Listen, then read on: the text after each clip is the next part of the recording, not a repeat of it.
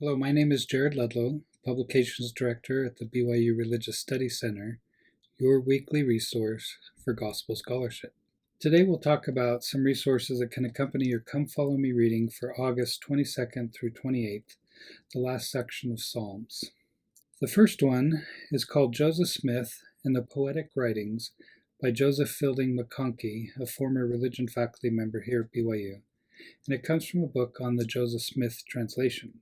In this article, he addresses briefly Proverbs, Ecclesiastes, and the Song of Solomon, but then he focuses mostly on the book of Psalms.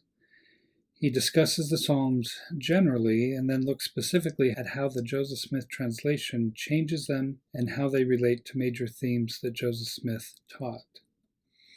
And so he'll point out specific verses or Psalms that include significant JST or Joseph Smith translation changes. But part of his whole purpose of the article is to point out Joseph Smith's prophetic role in understanding some of the teachings of the Psalms.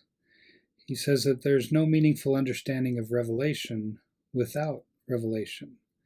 And so he gives a very strong testimony of Joseph Smith's prophetic role and Joseph Smith's testimony of these teachings.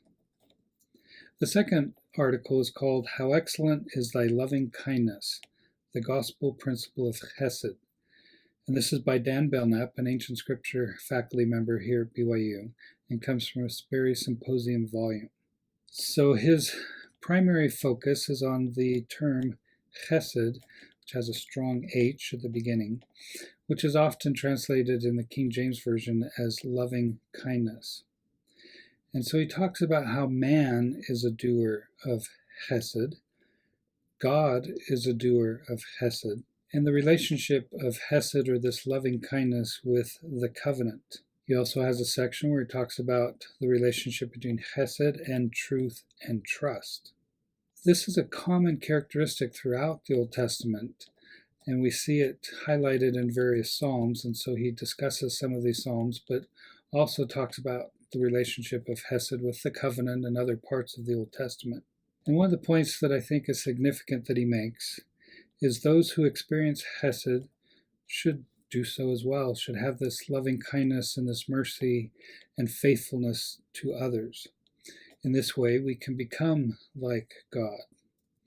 And he ends with this statement: if salvation is becoming like God, then the doctrine of Hesed, as presented in the Old Testament, revealing his divine nature and illuminating ours, may be one of the most important principles we can learn.